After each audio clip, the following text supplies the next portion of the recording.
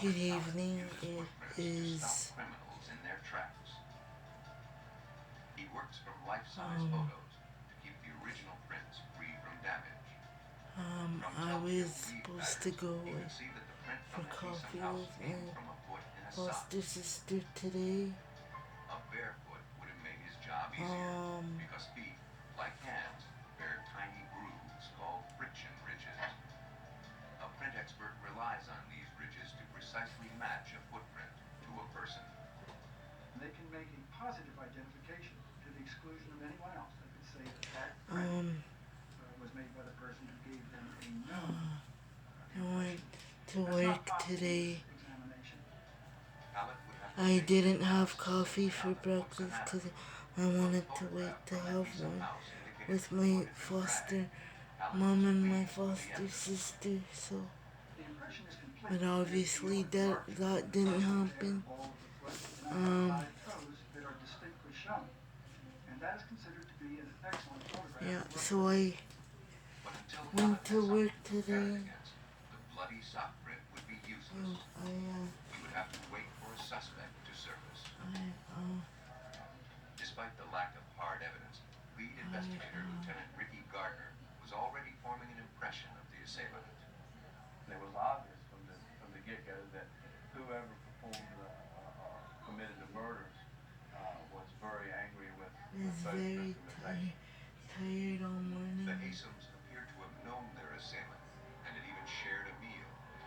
Stale remnants of food and wine lingered at two place settings, but three chairs, not two, appeared to have been pushed back abruptly from the table.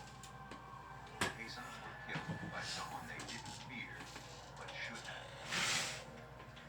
Gardner's team searched for any small clue they could find, any hint of the killer. They tried to elicit latent fingerprints by sealing the house and pumping it full of superglue fumes. Hours passed as they laboriously analyzed a house full of fingerprints.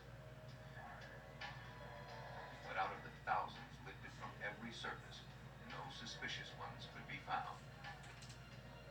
The killer left no fingerprints.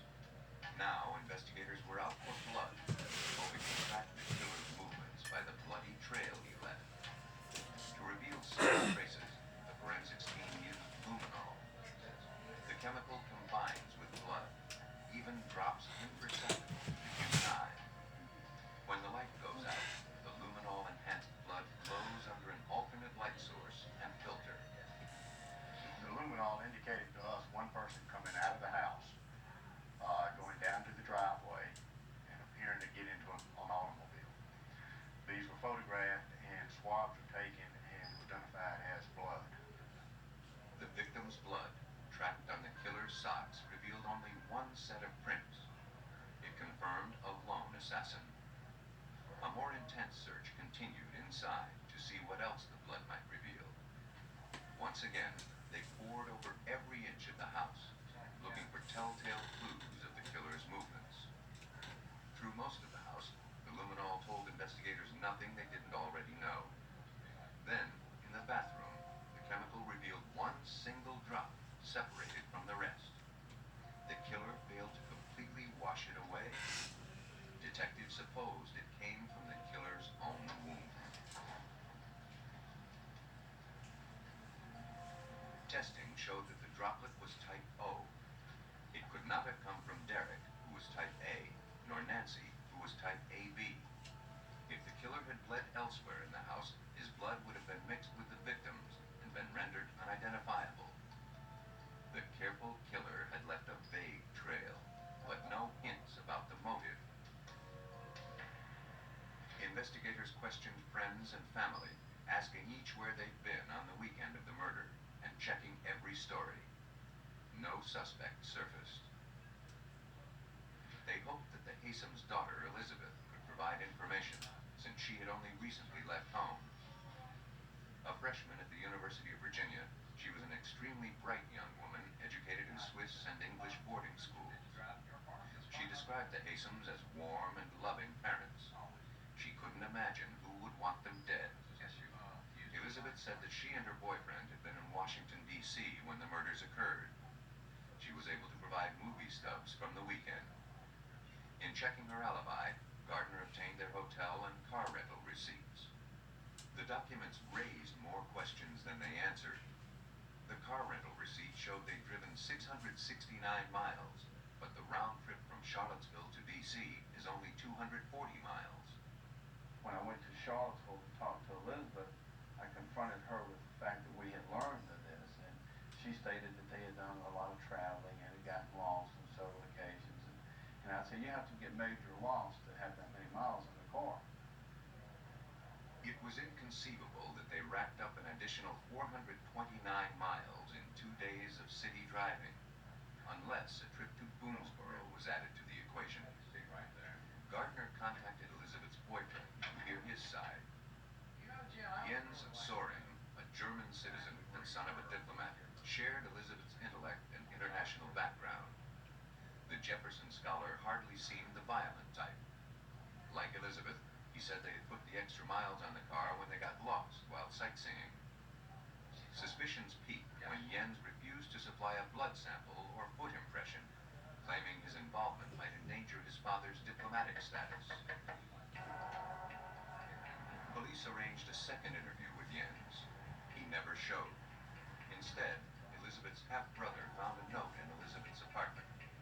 In the note, Jens explained that he and Elizabeth, weary of the investigation, had left town. He asserted his innocence, claiming that he was not a violent person. A search was conducted. Jens and Elizabeth could not be found. Since you read, you already, they're not coming back here.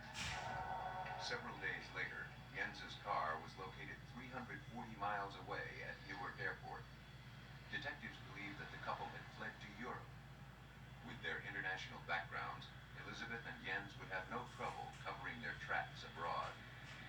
Interpol was notified, but had no recourse. No charges had been filed, no evidence against them had been gathered. The investigation came to a screeching halt. All police could hope for was that one day soon, the couple would slip up and resurface.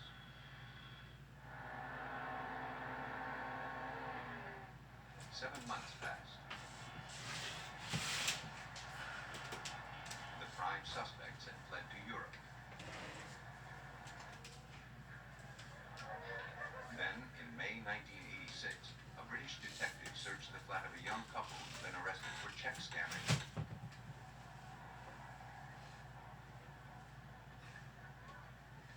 Browsing through a box of their love letters, he realized that they were guilty of more than fraud. The lovers had planned a murder. The letters and diary told a far different story than either Jens or Elizabeth had shared with police back in Virginia. Elizabeth had loathed her parents and their smothering involvement in her life. She particularly resented their intent to separate her from Jens. She wanted them dead. Would it be possible to hypnotize my parents, she wrote, do voodoo on them, will them to death? Why won't my parents just lie down and die? I despise them so much. Jens wrote that he was willing to help concoct a scheme to pull it off. A constable from Scotland Yard contacted Detective Gardner. And he says, I understand you may be interested in Jens Soring or Elizabeth Haysom. And I'm going, yeah.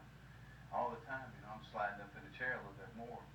And he says, were her parents murdered?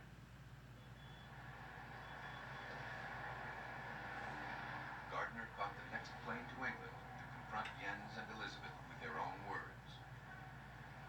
Elizabeth, struck with remorse, admitted she knew about the murders beforehand, but didn't commit them.